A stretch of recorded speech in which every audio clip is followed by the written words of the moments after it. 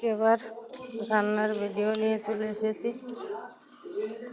চলো আমার রান্নাঘর বলতে আমি বাইরে রান্না করি। এখানেই দেখো আজকে কি কি রান্না করছি দেখো।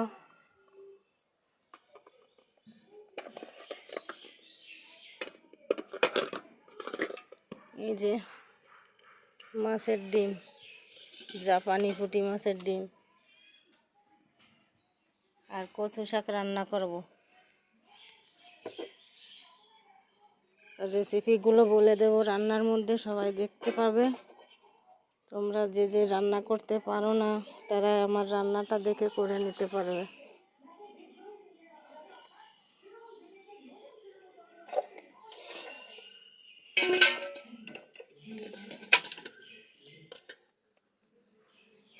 রান্নার ভিডিওগুলো আমি প্রত্যেকটাই ছাড়ি, যদি ভালো লাগে দেখে দেখে করতে পারবে রান্নাটা। এখানে আমি জালটা ধরিয়ে নিয়েছি, কড়াইটাও গরম হয়ে গেছে। এখানে মাছের তেল এই লবণ হলুদ মাখিয়ে ভেজে নেব লাল লাল করে। আর এইখানে আদা জিরে লঙ্কা আর রসুন এগুলো বেটে রেখেছি, এই দিয়ে মাছের ঝোল করব। আলু কেটে রেখেছি, এই ঝোলের মধ্যে দেব। আলুটা ভেজে নিয়ে মাছটায় লবণ হলুদ মাখিয়ে ভাজতে হবে। তার জন্য আমি কড়াইতে তেল দিয়ে দিলাম, এগুলোকে ভাজা হবে লাল লাল করে।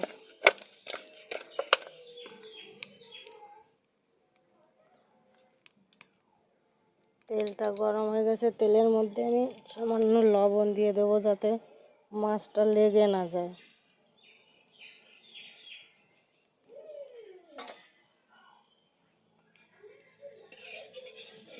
কড়াইয়ের মধ্যে চারিদিকে তেলটা ছড়িয়ে সুন্দর করে নিতে হবে, না হলে মাছটা লেগে যাবে, ভেঙে যাবে।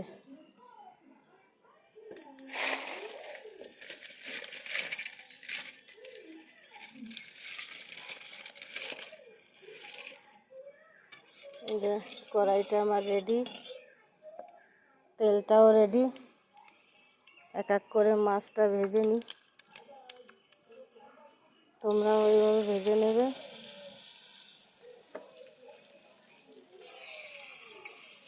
গ্যাসে করছি না তো, তাই সমস্যা একটু হচ্ছে। কাঠে রান্না করছি। কি সুন্দর করে লাল লাল করে মাছটা আমি ভেজে নিয়েছি। মাছটা তুলে রাখবো, তারপরে আলুগুলোকে ভেজে রাখবো আর মশলা কষাবো। মশলা যতগুলো মশলা আমি মিক্সচার করে রেখেছি, এই যে এগুলো সব কষাবো।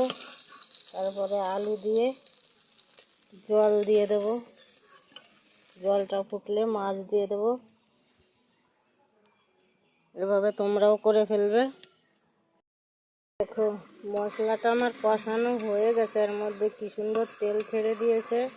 আমি সেই মশলার মধ্যে দিয়ে দিয়েছি আলু ভাজাগুলো।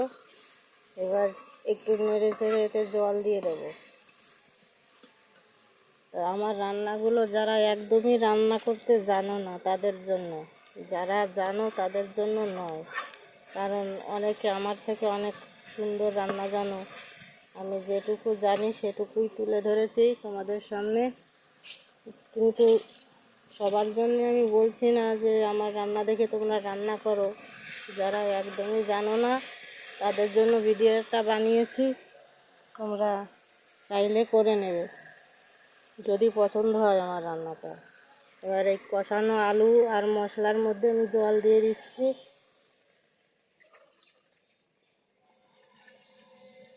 পরিমাণ মতো জল দেবে, আমি আমার পরিমাণ মতো দিলাম। আমাদের বাড়ি বেশি লোক নেই, তাই অল্পতেই হয়ে যায়। তোমাদের পরিবারে অনেক লোক থাকলে তোমরা বেশি করে বাড়িয়ে দিতে পারো।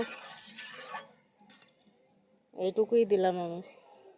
এখন এই জলটা ফুটবে, তারপরে এই ভাজা মাছগুলো জলের মধ্যে, ঝোলের মধ্যে দিয়ে দেবো।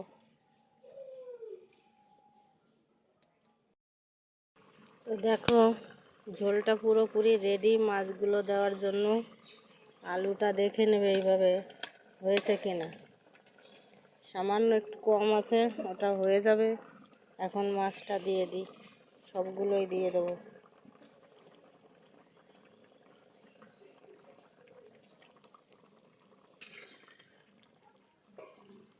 এরপরে একবারেই ফোড়নে দিয়ে দিয়েছি, আর ফোড়ন দেবো না, নামিয়ে নেব।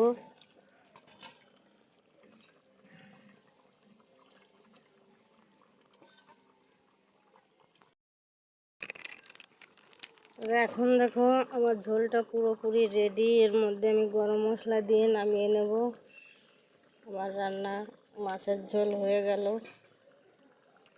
এবার করব এই যে মাছের ডিম, এই যে এটার মধ্যে আমি ওই বেটে রাখা মশলাগুলো দিয়েছি, জিরে, আদা, রসুন আর লঙ্কা। এগুলোকে সুন্দর করে তেল দিয়ে ভাজা করব। এখন রান্না করব কচু শাক। তার জন্য কড়াই গরম হয়ে গেছে, তেল দিয়ে দেবো। আর দিয়ে দেবো পাঁচ ফোড়ন। ফোড়নে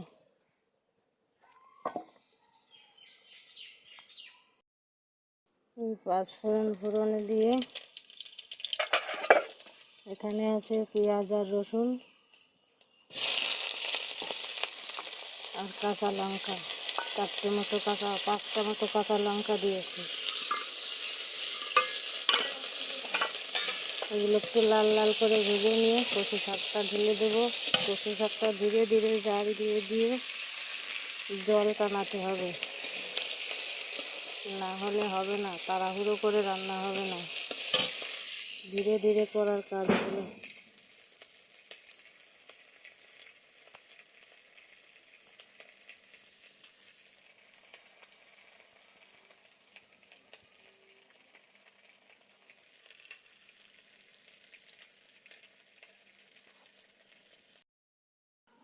তো দেখো কচু শাকটা আমার রান্না হয়ে গেছে। এর মধ্যে সামান্য একটু চিনি দিয়েছি, তোমরা চাইলে দিতে পারো, নাও দিতে পারো, তোমাদের ব্যাপার। আশা করি রান্নাগুলো আমি কীভাবে করেছি বোঝাতে পেরেছি। যদি পছন্দ হয়ে থাকে তাহলে একটু লাইক কমেন্ট তো আশা করতেই পারি, তাই না, করে দিও। আর এখানেই রাখছি, পরের রান্নার রেসিপি নিয়ে আবার তোমাদের দেখাবো, তোমাদের শেয়ার করব। Tata, bye bye.